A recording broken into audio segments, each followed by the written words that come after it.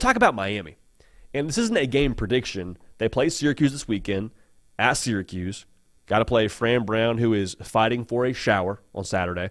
If Miami wins that football game, they make their second ever appearance in the ACC title game, and they will at that point in time have a chance to win their first ever ACC championship. And by the new college football playoff format, have a chance to then have a first-round bye in the college football playoff. So this is massive in a number of ways. But what's the moment here for Miami? I think there's a couple of layers to this. For Miami, they were third in the preseason odds to win the ACC. On this show, we took them to win the ACC. And that's awesome to win 10 football games and to hit your over and all that. Like you're great with that. However, if you don't win the ACC, all this is for nothing. All this is it's a nice story. It's great for Cristobal to have another year of progress. It's great for the trend. I'm sure you'll still recruit well with that progress and trend. You can still sell vision, but this is all for nothing. This year, getting Cam Ward, he's here for a good time, not a long time. That's been very, very clear for the entirety of this season. He is the guy now that you have for 1 year to go win the ACC and then pour gasoline on what you have internally out there in Coral Gables, okay, to change the optics around Miami. More of that in a second. So the literal stakes are massive. If you win and then win the ACC championship, you get your foot in the door. All right? So you win the Syracuse game, you're 60 minutes from playing for a first-round bye in the college football playoff. And I understand now when it comes to the odds to win the national championship, Miami's not going to be in that top four. You got Texas, you got Georgia, you got Ohio State, you got Oregon. That's all well and good. Here's what I will say. If Miami gets in the door in the college football playoff, if I'm Cam Ward, that's all I want. Get me on the field with somebody else for 4 quarters. Let me do what I can do. Let me have my way with them. Also, it's worth noting, if they get a first-round bye in the college football playoff by nature of winning the ACC, you're playing in an environment that's either indoors or very much so a friendly external circumstance to throwing the football downfield, which is what Cam Ward does. All right, it's what Miami does. If Miami makes the college football playoff, again, I understand they won't be favored to win the national title, but I do think you have the reality of having the very best player in the 12-team bracket. Full stop. And that's not saying anything of an Ohio State and Will Howard and Dylan Gabriel and Oregon, other quarterbacks around there, but you have the best quarterback, the best player in the whole darn 12-team bracket. You feel good about your chances against anybody, as long as you're playing complementary football. Now, they haven't done that consistently this year, but again, you give one a chance. Just give them a chance. And I think you feel okay about your potential to go out there and get it done. Now, the big picture stakes here for Miami, I think, are maybe as impactful.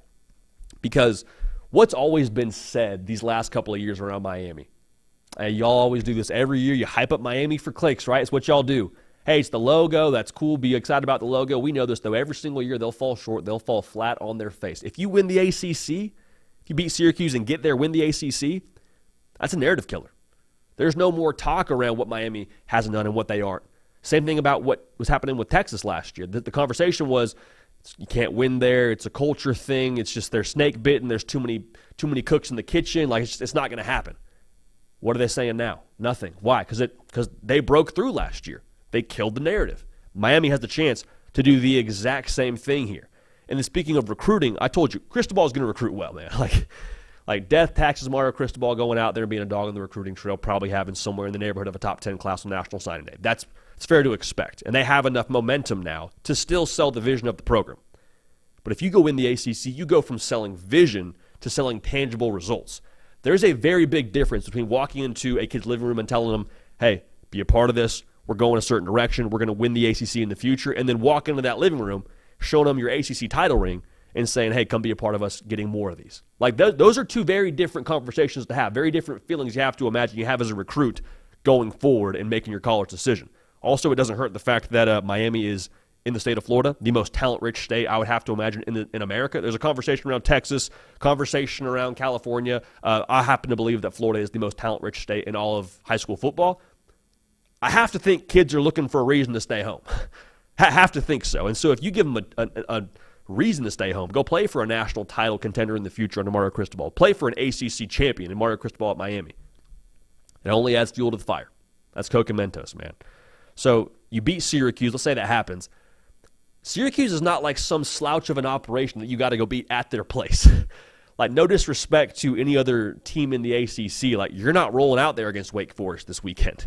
You're going to Syracuse, playing a head coach in Fran Brown from the Kirby Smart tree, going to have his guys dialed in against a quarterback in Kyle McCord who has been slinging it this year. Inconsistent? Sure. Slinging it? Absolutely. Syracuse is going to play it tough. That's the thing with Miami, man. A lot of people, I think, have a concern that they're fraudulent or they're not really that good because of the way they have flown too close to the sun different points this year.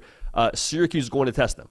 Syracuse has played one-score games each of the last 4 opponents, all right? So they're going to put the pressure on you. If they win this football game, I think it legitimizes a lot of what they have internally. Because that's kind of been the question, right, is like, well, why can't they put it all together? When they play good opponents, they have a little bit more of juice to them, but like we caught them slipping against Georgia Tech. It took a second-half surge against Duke. It took a crazy fourth-quarter dramatics from Cam Ward to beat Cal. Wake Forest that played with their food for the first half. Like, if you can go out and beat Syracuse, again, a legitimately good football team, a good head coach, a good quarterback, I think it legitimizes everything they have under the hood and makes you feel a lot better about your chances to do something if and when you get to the college football playoff by beating SMU the next week. Now, that's not a small task to beat SMU the following week. Make sure that's clear. But I think there's a lot on the line here for Miami, both optically and literally when it comes to what's going on at the U. So I can't wait to watch this weekend. This is going to be, I think, that fork in the road here for Cam Ward and company.